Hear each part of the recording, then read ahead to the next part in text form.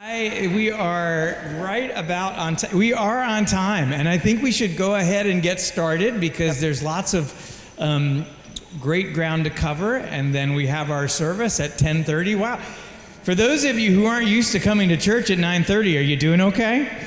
Not too traumatized, I hope. Let us know if you need additional pastoral care in the form of caffeine. We have that. Yes, David. And be sure to share use a mug from all around the diocese. And now we have Pink Bishop's mugs that magenta. What's that? Magenta. That's magenta. Magenta. It's Bishop purple. Oh, magenta. Thank you. We have a branded version of purple that is perfect for Bishop Anne, and that's right. So it is a great pleasure to welcome you all.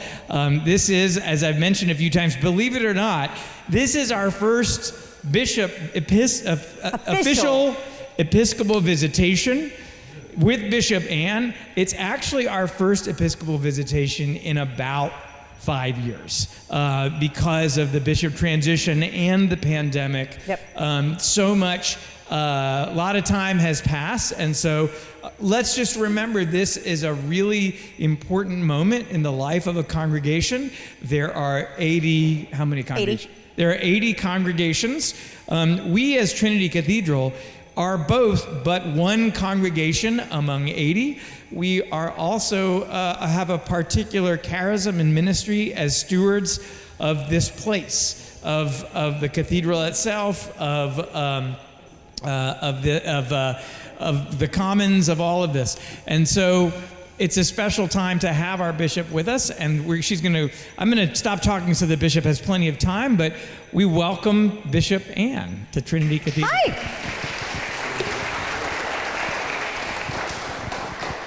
As the dean and I were preparing for this visit, we were laughing that I'm here all the time. Yes, ma'am. Please use the microphone. I am using the microphone. Is it not loud enough, though? Okay. I always ask that because there are people who have hearing loss who won't tell you. Right, yes, valid point, but they put one on me to make it easier. I talk with my hands, so it doesn't work well when I have to hold it. Would it help, would we rather have the breeze, or would we have to turn the fan off? Off with the fan. When it breezes, you want to talk? Okay. All right. People have spoken. Can we turn off the fans? Okay, so I'm here often and a lot because this is my seat and I hang out with y'all, and when I don't have a Sunday visitation, I often show up here. So y'all are familiar with seeing me on Sundays, but as the dean said, I have to visit by canon every congregation once every 3 years, unless there's a pandemic, which throws the whole thing off. It's not written in the canons, but we made special stipulations ecumenically for that. So this is my first official visitation where I write it in the book. It goes in my official acts of record and goes forward, but it's always good to be with you all on a Sunday and to be home. What you get is part of what I do everywhere I go, which is usually in a coffee hour or a forum, depending on how they work.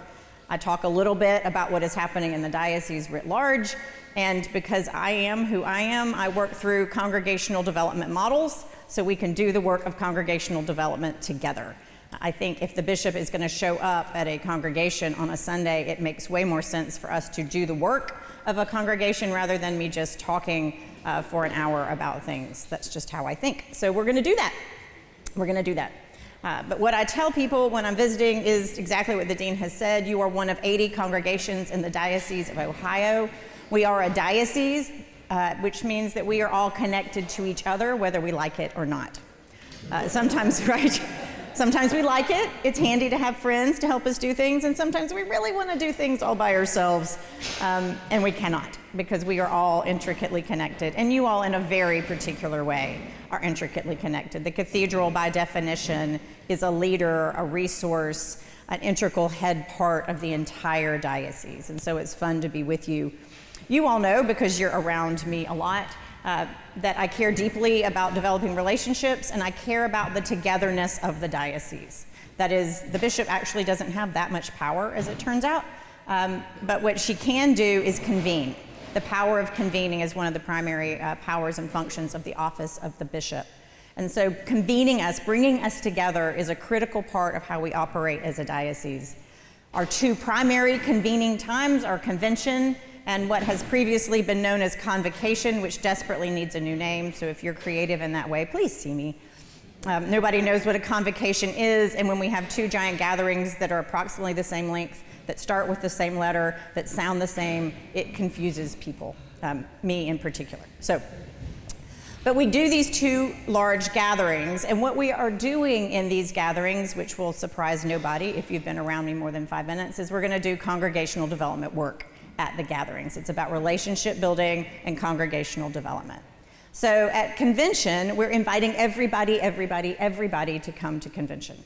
Convention has traditionally been 2 or 3 people sent by a congregation to go and do the important business of the diocese. We will still do that. We will still do the important business of the diocese with the people who are elected or chosen to do that. And also, we can do the business of the diocese in a concise manner so that we can then do the important business of being the church, which is congregational development and community building. So at least half of our time together will be spent in groups from congregations doing congregational development work alongside each other. I'm really looking forward to that. We will have fun while we do it, of course, because why do anything if you can't have fun while you do it? So I invite everybody to come. We have room for a lot of guests, and it will be great fun.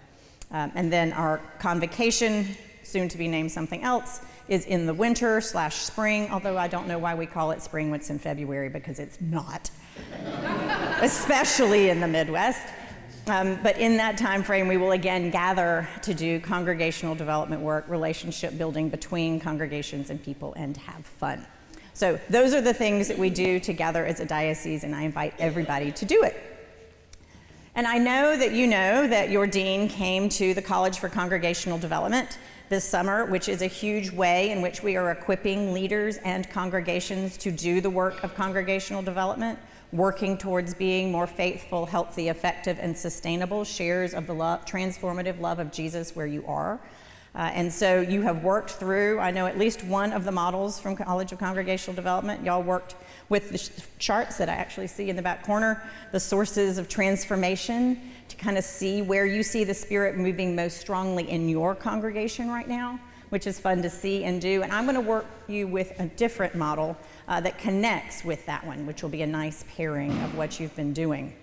But for me to work through this, I often ask people to have somebody name for me a business, any business. Donut making. But what particular business? Oh, a bookstore. Okay, name the bookstore. Which bookstore? Barnes & Noble. Okay, so what is the primary function, the purpose for Barnes & Noble?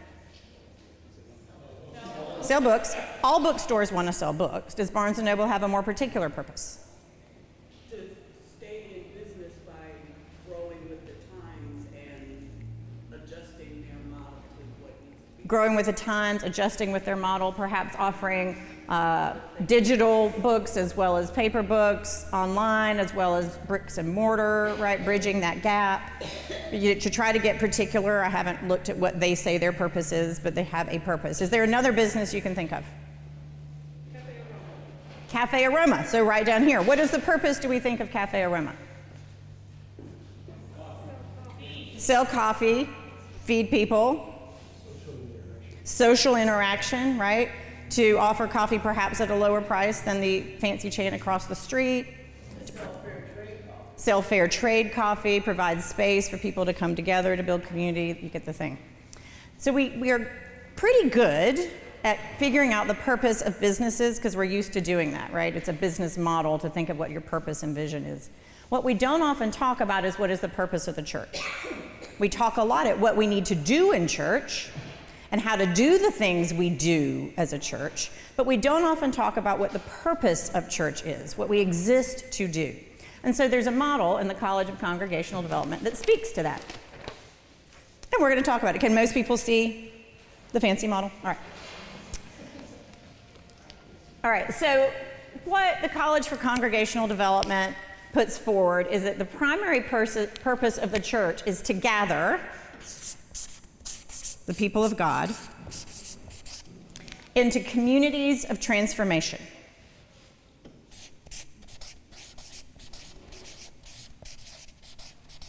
where their hearts, their minds, and their actions are transformed by the transformative love of Jesus, and then send them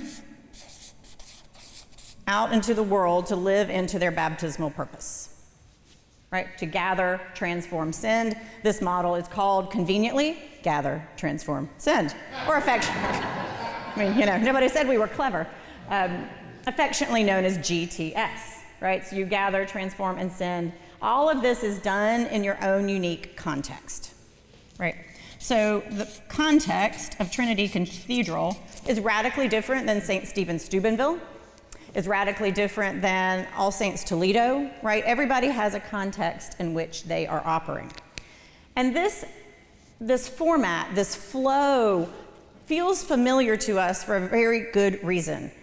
What's the first thing we do in liturgy?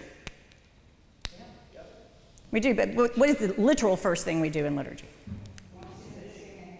We sing a hymn, right? And what we know when you sing, what new neural science has taught us is when we sing, we're breathing in and out together. And when we breathe in and out together in singing, corporate prayer, saying the same words, that our pathways are aligning in a very real physical way. The science is fascinating, that we are all physically aligning with each other when we are singing together, which is a great way to gather. And what is the movement that happens while we're singing the opening hymn? There's a procession, right? There's a giant parade down the center aisle. And believe it or not, we don't do that because we want to show off our fancy vestments. What? I know, Dean, I know. We love them, they're pretty, they're worth showing off, but that is not why we do it. We do that particularly so that the attention of the entire body is turned towards the cross, right? Right? We physically turn our hearts, minds, bodies, and souls toward Jesus as we are aligning ourselves physically with each other and with Christ, right? We gather and turn ourselves towards Christ. And then the middle point of the service, the climax of the service is the Eucharist, right? Yeah, right? Where we are transformed, we believe.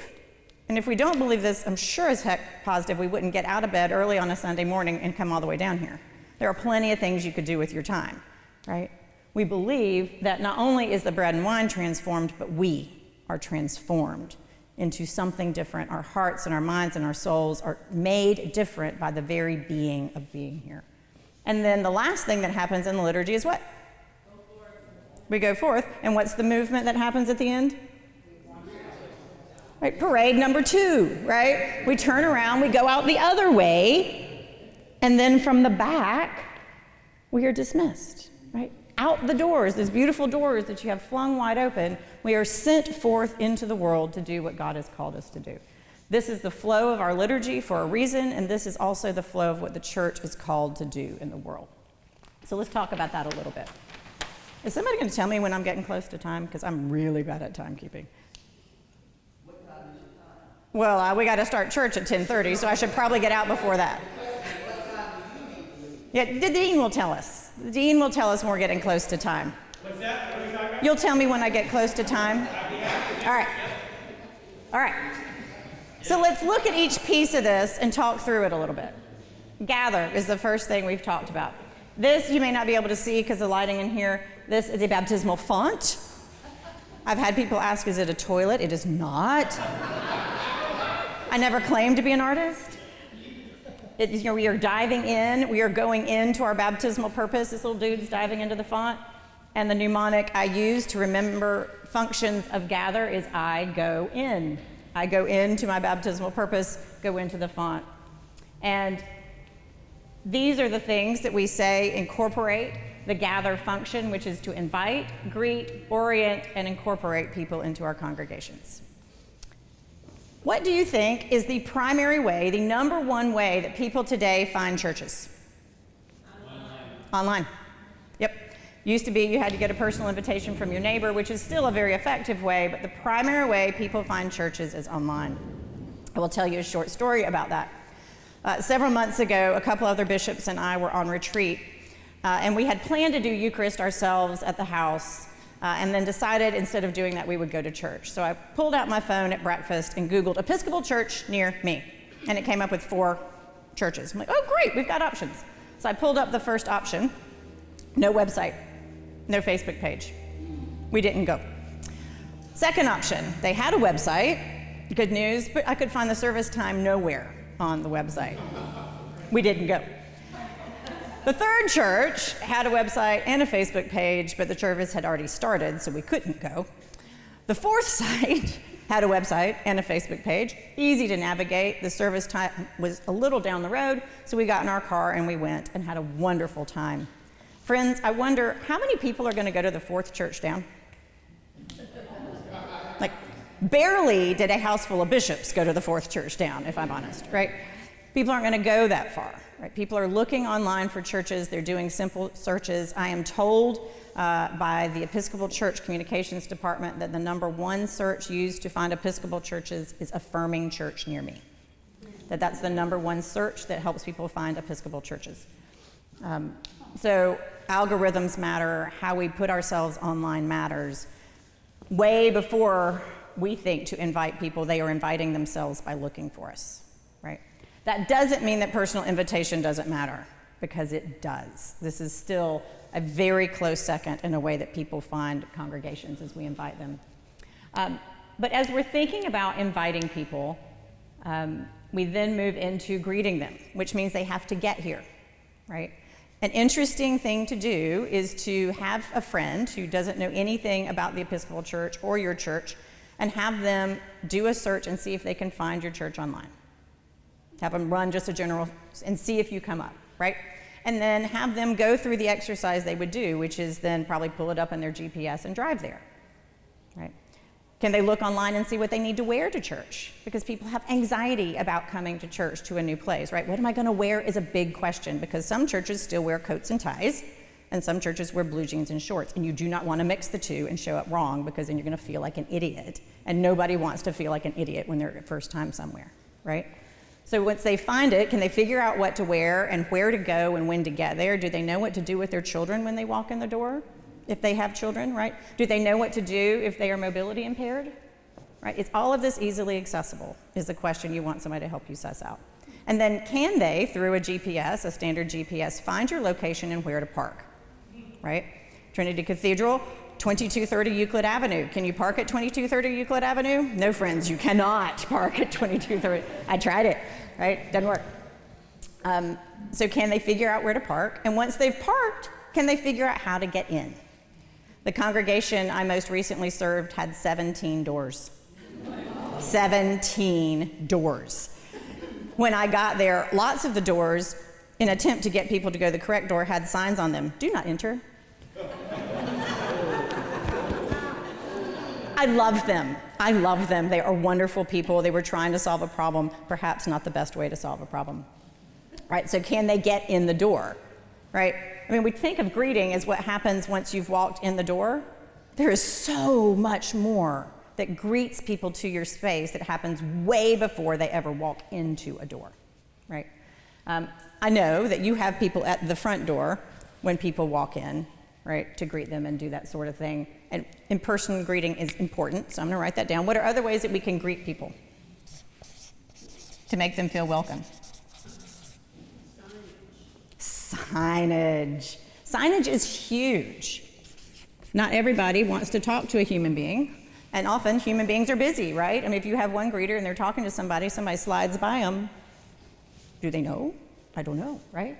Signage matters, especially if you're coming from a parking lot into the building, right? That's how we do the greeting thing. But let's assume they got in, they got greeted, they feel warm and welcome, they found their way from the front door over here to the church, right? Long walk, long walk. Can I figure out what to do with the bulletin? What is a bulletin? How do I get to my seat, right? Let's assume they got to their seat. How do we orient them to what is about to happen and is happening?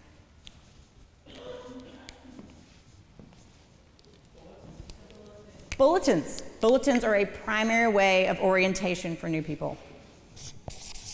What are some things you can think that as a new person who maybe has never been in a church before in my entire life might be looking for in that piece of paper? What might their anxieties be, and what might we say in that piece of paper that would help them ease it? Stand up, sit down. We do a lot of calisthenics, the Episcopal calisthenics, right? I'm sorry? When they speak, when they don't. What else? Are they invited to the table? What is the table? What does it mean to be invited? When I walk up there, what's going to happen, right? What kind of things are going to happen, right? Who is speaking? Who are these people? What is that weird hat, right? Why is that woman carrying her giantly freakish stick, right? Yep, great questions. It's good to think about these from fresh eyes, right? When I visit churches, I look for how we're going to receive communion, because that's the thing I worry about. Are we going up? Are we kneeling? Are we not kneeling? Is the bread going in my hand? Is it not going in my hand? Are we dunking the bread? Are we not dunking the bread? Are we drinking from the cup? How's the flow going to go? I want to know these things. I'm gluten-free. Is there going to be Jesus for me? I don't know, right? These are things that people want to know. So bulletins really matter in orienting. What are other ways we can orient people to who we are and what we're doing? Ushers. Human beings are great orienters, as it turns out, right? I'm going to put humans, because it's not just ushers. Turns out people are sitting next to you probably, or around you. A gentle, hey, can I help you do a thing? Or good to see you, right? That matters. It matters. My daughter and I visited a church a few weeks ago. I was down with her in Cincinnati, and we went to a church together because she didn't want to go by herself. And the people turned around and said, hey, I don't think I've seen you here before. Introduced themselves.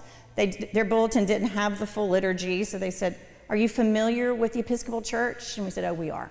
And they said, oh, we are.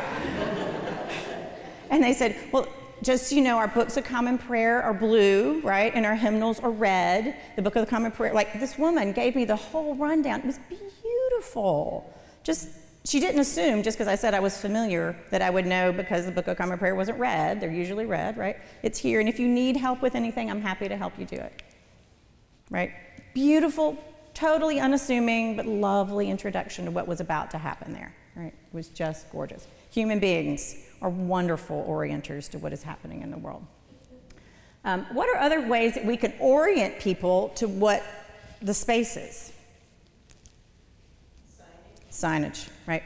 What is the primary thing somebody might be wondering about besides where to sit and worship? Where the bathrooms are, right? I mean, when you gotta go, and you wanna know where to go. If you have small children, that's a huge problem, right? This is an important thing for people to know. Also, where do I go if there's an emergency?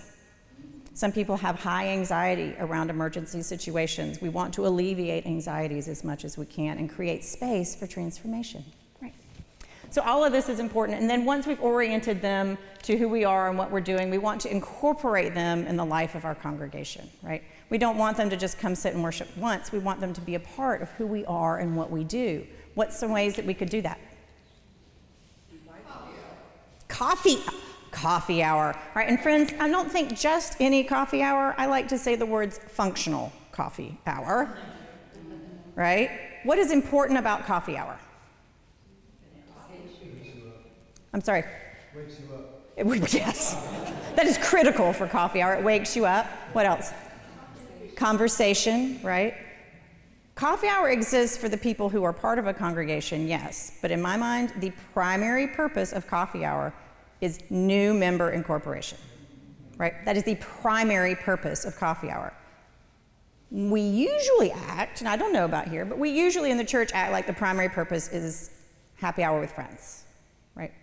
Often at coffee hour, you will see closed clumps of humans talking, and visitors are meandering their way around and have a hard time getting through, right? So functional coffee hour is important. Are we going out of our way to incorporate new members, guests?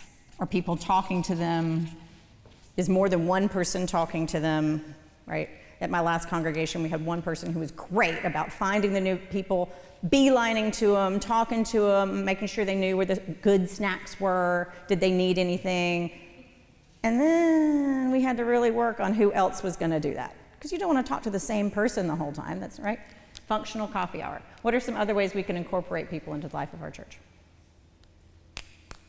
Ask them questions. Ask them questions. Hey, who are you? What do you do? Right? Right? What else do we do to incorporate them? Follow up, right? Yes, okay, so we ask and we follow up. Nobody has said invite them to serve. I mean, that's right. Once they've been here a bit, inviting them into a step in a way of serving in the congregation or participating in a study, right? Inviting them in. Friends, notice I said once they've been here a few times. I was talking to a lady recently who said her first visit, she's a beautiful singer.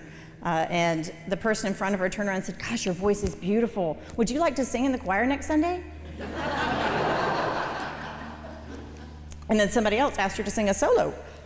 Maybe we don't do that. Maybe we don't do that. Give them a little space, right? We need to keep in mind that often when people show up at our door, it has been a really hard thing to get there. We don't know what it was that brought them here, but if people are coming to church, it is because they know they need Jesus in some way, shape, or form. And often that means because they're broken in some way. They're experiencing loss and brokenness in their lives. And we don't know what that is, and we don't know how hard it was for them to get there. But one of our deacons tells the story to deacons often, so I'm not speaking out of school, that he, for a long time, was away from the church and had to work really hard to come back. And it took him a long time to get the energy up and the courage up to go to church. And he showed up one Sunday at a church, finally, and he stood in front of the steps. It was steps to go up into the church. And he started going up the steps, and somebody comes barreling out the door and said, hey, could you help me bring a table down to the basement? He said, I took the table to the basement and I went home. Wow. Right? He had gotten up 2 steps, and he was getting in, and then he couldn't do the steps again. He just couldn't do it, right? We don't know what people are experiencing. We want to make as much space for the grace as we can. And inviting them to do something the second we see them is probably not the best move. Right? So we orient and we incorporate people into the life. And there are lots of like classes, right? Classes, if I read the bulletin, I see there are lots of things, entry points for me to do. That's another important thing about a bulletin, right? What is there for me to do in this place, in this space? We often think that's a waste of space in bulletins because we all know what's going on already, but your visitors don't, right? If I see that there are activities for my children or my mother, right, or me, then I know that this is a place that I can hang out. Transform. We don't transform people. The Holy Spirit does, right? We know this. We don't have to do the work of the Holy Spirit. We can let her do her work, right? We know that the Eucharist is transformative. We know that the Spirit will move. But there are things that we can do to make more space for grace, right? We can do things that can block safe space for transformation, and we can do things that can make space for transformation. To be transformed, you need to feel safe. You need to be a little bit vulnerable to let the Spirit in. And so there are some things that we can pay attention to within our operation to see if they help us open space for grace, right? And you've been talking about how the Spirit moves here in particular, right? That sources of transformation that you've been putting your sticky notes on. So you know that your particular right now Spirit-filled space primarily is in conversation. You're great at talking with each other and making that conversation happen in service, right? In the Eucharist, you've identified that you have these charisms that the Spirit has put within you, which is great to know. And so how do we pay attention to some other things about where we are and what we do to make sure that that leaves the room for that to bubble up? And I know y'all can't read this. I'll read it for you. It's things like, obviously having the Eucharist, but having other ways of praying, right? We're teaching people to pray, right? Are we giving them ways to pray at home? Morning prayer, silence. Is there silence anywhere? There's not much silence in the world today. I'll tell you, in my last congregation, I offered 1 minute of silence at the beginning of our service, and I had more people tell me that they came to church for that 1 minute of silence. Like when I was on my way out, people over and over again spoke to that 1 minute as one of the most transformative things that happened in our space. I'm like, do you know how much stuff I did? And that 1 minute of silence was the thing, right? People need silence in their lives. Do we give them space for silence? Our worship space and our art, does it transform, right? Is it transcendent? Is it different? Hello. You have the most beautiful worship space, which is spectacular. It's also really intimidating. If I've never been in a church building, holy cow, this space is intimidating, right? So what do we do to make it a little softer for people? Decision-making processes, how much information is open, how conflict is handled. All of these things are easily picked up on. You know how a dog smells fear in people, right? Visitors smell how congregations are handling their affairs, right? How people are talking about things. Are there code words being used? Are we openly sharing information so everybody's in on it? Or are a few people making decisions behind the scenes, right? Are we yelling at each other openly at parish meetings? Are people throwing chairs at each other at vestry meetings? You laugh, I've seen both. I've seen both, right? People know when that kind of thing is happening, and people cannot be, the Spirit can transform people anywhere at any time, but that does not create the ideal space for transformation for visitors, right? Who's here and who's not? Are we aware of who is not represented in our space? Are we talking about that openly? Are we clear about it? Are we taking steps to make sure the whole body is represented? People want to know that. How do we talk about money and how do we use money, right? Is it the primary thing we worry about, or is it a source of transformation, right? People pay attention to that. How children are treated, right? I hear over and over at every congregation I go to, Bishop, we need more children and young families. How do we treat them when do they show up? When the kids make noise, do we give them the side eye? Or do we openly embrace that, right? It matters how children are treated. Do we have classes to give people opportunity to grow in their spiritual lives? Is leadership present? Do I know who's in leadership? Is that easily identifiable? Am I represented in leadership? And do they show up to things, right? That helps me get a feel for how this congregation operates. What's our relationship to the neighborhood? Does this congregation know it's actually surrounded by something other than itself? Does it pay attention to that? Is it engaging with that? Right? People want to know these things. Am I accepted? I mean, this is the core question every human being has in their body, right? Am I going to be accepted for who I am and loved for who I am? And how things feel here. When I did this model at my last congregation, the first time, the vestry and I talked about it, and we had a deep conversation, like, what's our vibe, right? And we spent a lot of time figuring it out, and we decided, the first time we talked about it, our vibe was your grandma's church. It was. We had a whole lot of like mauve fake flowers around, right? The hat boxes in the bathrooms. We had a cloisonné cat sitting on a table. I have the cloisonné cat in my office right now. She's cute. It was your grandma's church. And we're like, okay, are we good with that? Or are we not? We just, we're making decisions whether we're naming them or not. So we wanted to name our decisions, and we decided we wanted to maybe not be your grandma's church, embrace grandmas, and offer opportunities for others. And so we thought about what we might do to have our feel, our vibe, be slightly different. Right? We talk about all these things so we can create space for grace, create safe place for people to be transformed. And then we send them, right? People are sent. We're sent out in the world in peace and grant us strength and courage to love and serve you with gladness and singleness of heart. We say these words on Sunday. We're sent forth from the place. And we're sent, and where is the primary place that people go when they leave church? Home, right? At church, we're really good, or brunch, right? After brunch, where do people go? They go home, right? In church, we're really good about getting people to serve in church. We think a lot about how we send people right back into our space. How do we get them to come here and do things for us? What we don't often think about is, where are they going? What is their personal situation at home? Because how we are sent informs how we are gathered.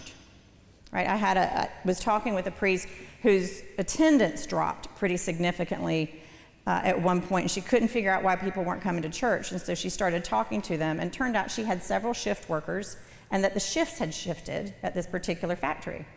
And they were all working on Sundays all of a sudden. So they had a conversation about it, and they moved the service time to Saturday night. Boom, everybody's back, right? Where we're sending people matters. Do you have several people who are caring for parents and children? Do you have sandwich generation who are stretched so thinly at home that they can barely breathe? Right? How might what we do while we're in church inform sending people to that kind of environment? Right? Do you have people who have a whole lot of children or sick parents? Or what is the situation at their houses? If we know where they're going, it informs how we send them, or what we do in this space so that they go equipped to live lives of faith where they are, right? So you go home, where do most people spend most of their time? Work. Do we know where they work? Right? Do we know what their work and what they're doing? I had a priest friend who did a take a priest to work day. And he would just go and like hang out with people. And I don't necessarily recommend that as a practice. I mean, it could be fine. But what it enabled him to see is where people were going and what they did. He got a good feel for the stresses of their lives. He also got a good feel for how hard it was for them to have lives of faith in their workplace. And he started tweaking his classes. He started tweaking the liturgy. He started tweaking what they did so that what they did at church supported people where they worked. If we know where people are going, it informs how we send them. We are also sent, friends, out into the public square, right? All of us have a community in which we live. You may have a neighborhood association or a civic association. We all are voting people in where we are. The public square exists and we are sent there. How does what we do at church inform what we do in the public square?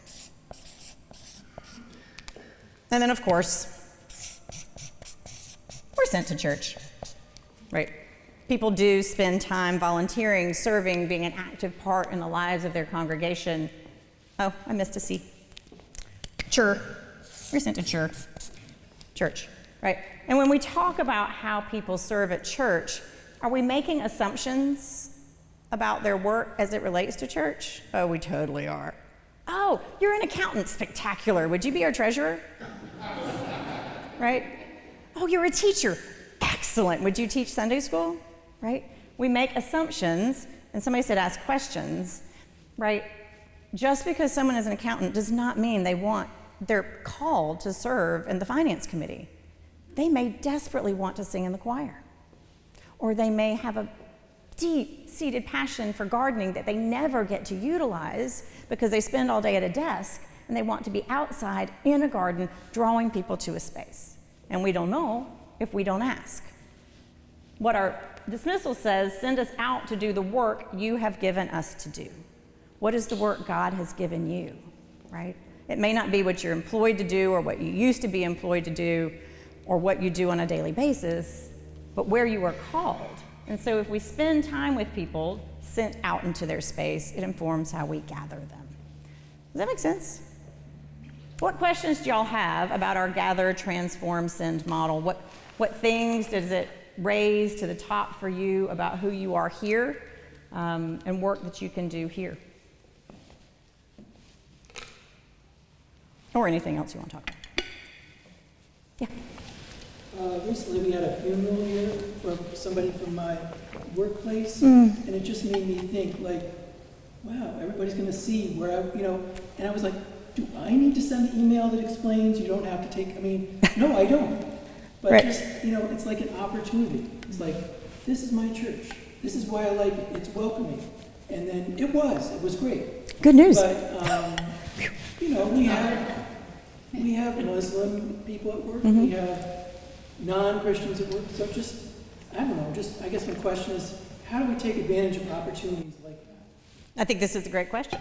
How do we take advantage of opportunities like funeral for a work friend, right? These one-offs, that's something we didn't talk about in the gather situation, but one way to invite people is, funerals are a gateway to the Episcopal Church because our liturgy is stunningly gorgeous. And if you have never been to a funeral in the Episcopal Church and you come in, all of a sudden it's the only way a funeral should ever be done, right? I hear this every time I do a funeral. People from all different faiths say this is the most beautiful service I have ever been to. Right? Funerals are a beautiful way for people to experience who we are and what we do. How do we take advantage of that? It's a good question. What do you do during funerals to help people know that they are welcome here other than a funeral? Right? Are your bulletins different? Do you have more greeters? Right? Do you have some sort of welcoming and handout? What are you doing? And what are other opportunities in the life of the congregation to gather people other than funerals? Like nobody said that when we were talking about gatherings, but parties, musical events, right? Anything other than Sunday morning worship is an easy gateway into seeing a space and coming into a space with no expectations, right? I mean, if you're coming to a funeral, there aren't expectations. I'm going to know what I'm going to do, because almost everybody doesn't know what they're going to do, right? It's a lot less pressure on me. So how do we create low pressure entry points into what we do? Yeah. Coming into an election in which this country is very much divided, and I know a lot of the folks in this room are like-minded. I know that because I Facebook friends with some of you. But then I also wonder, even outside the election, I think we'll continue to remain divided, and what we as a community can do to ensure that all people feel welcome in the church without regard for those political views. Yeah, so Amy says that we need to figure out what we do as a church to make sure everybody is welcome, regardless of political beliefs, because it is a widely divided society, and people think they can't enter a space. I mean, that's another thing, right? If we have a gay pride flag out, does somebody who wears a MAGA hat think that they're comfortable there? And that's a choice that we make, and it's an intentional choice. But again, everything we do is a choice. Let's name the choices we're making, right? Who are we isolating by what we're doing? Are we comfortable with the isolations we have? How do we make sure people feel comfortable if they're going to feel more isolated? What do we do, right? We need to think through, do we mean everybody is welcome? No is the short answer to that question. Not everybody is welcome. Anybody intending violence is not welcome in our space, right? I mean, we're good at saying all are welcome, but we don't actually mean that, right? I had this conversation with somebody recently. No, not everybody is welcome. If you intend violence, you are not welcome in this space. We are very clear that you are not welcome in this space if you intend violence, right? Almost everybody is welcome, right? Yeah. It's not as cute on a sign.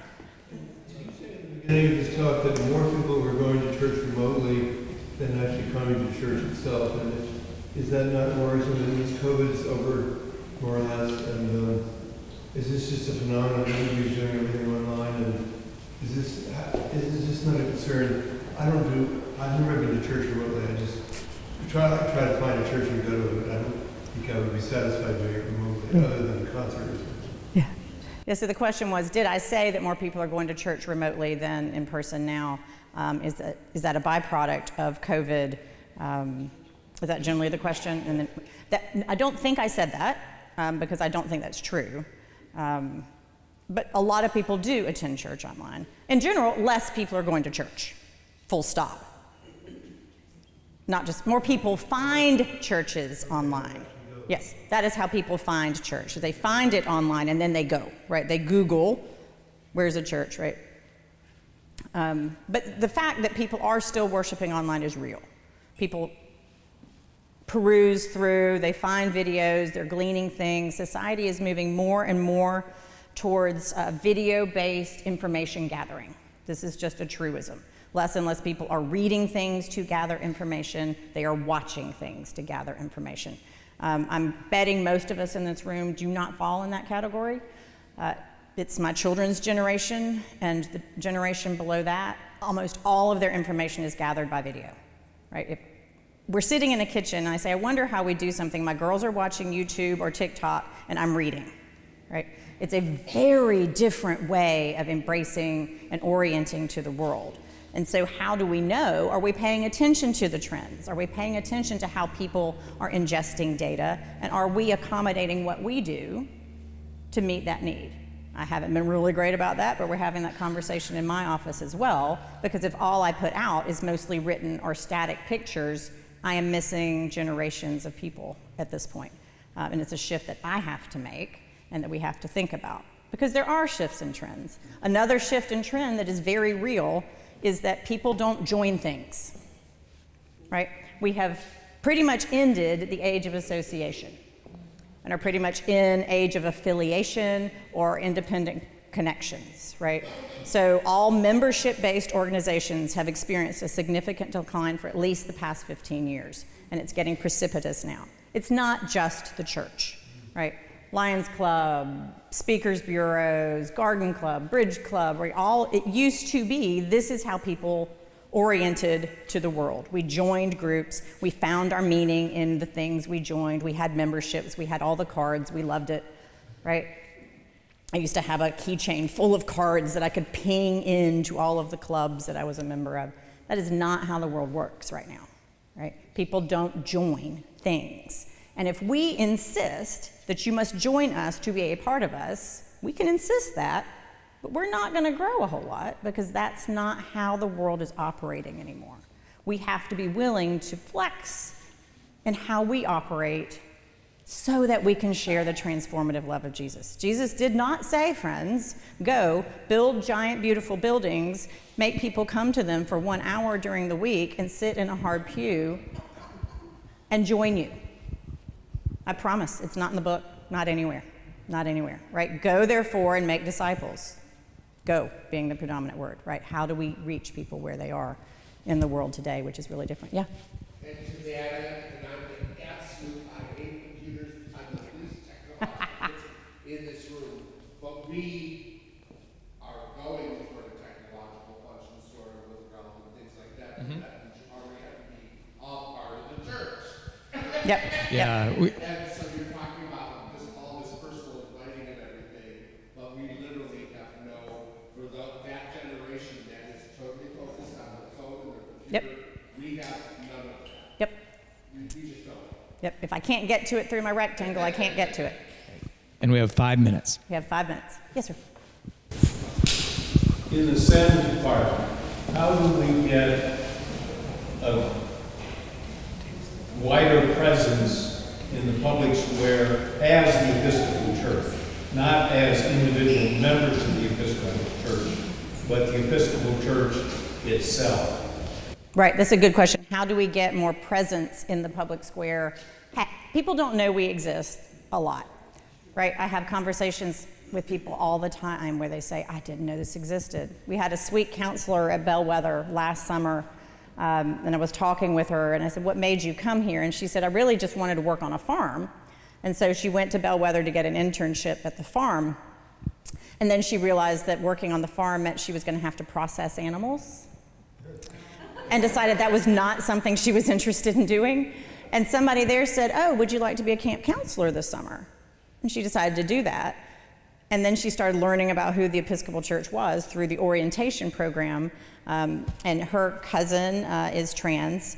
And she said, I just didn't think there was a space in the church ever for me, ever. I didn't even know this kind of thing existed, right? I didn't know the Episcopal Church existed. We think everybody knows who we are because we know who we are and we know we're great, but not everybody knows that. And so this is the big question. It's one thing that I have talked with our presiding bishop-elect, Sean Rowe, about at length. Sean also feels that people don't know who the Episcopal Church is, despite the fact that our current presiding bishop is the most visible presiding bishop we have ever had. He preached at the royal wedding, the most watched thing ever, right? I mean, we got visibility, but how are we reaching people who know?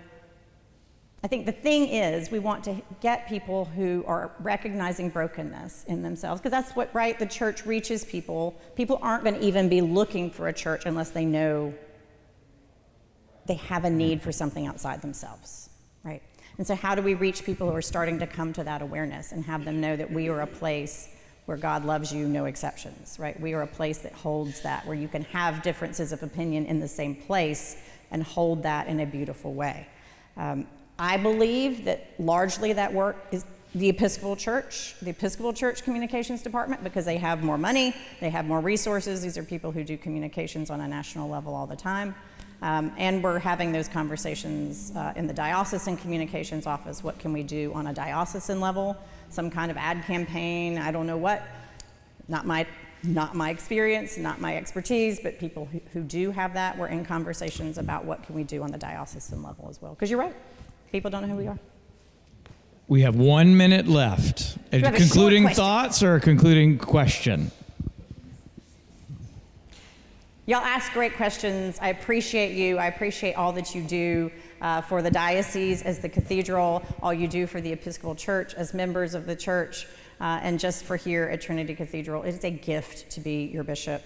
I love being around you. We have a lot of good work to do, and we will do it together through the grace of God. Thanks for letting me hang out.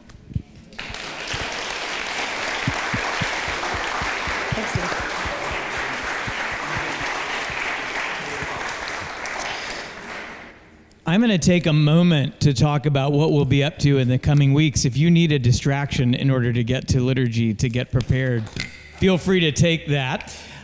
Since we have such a wonderful crowd of folks here today, it is a great chance to let you know I'm going to be doing a Dean's Forum next Sunday on Dreamcasting Part 2. Many of you were with us late last fall as we talked about some of the important projects that Trinity Cathedral and our vestry have been looking at. We have done a great deal of work over the last 5-6 months to refine that. We are still in a process of discernment and refinement, and that's why these Dreamcasting conversations are so important. So be with us. We're back to our normal time next Sunday at 10:10 a.m. And hope you'll be with us for that. And just a reminder, our service begins at 10:30. We'll be installing Canon Cook, officially placing in a stall. And then the service will happen, and then we'll have a chance to gather with the bishop in a reception after the service. Thank you all for being here.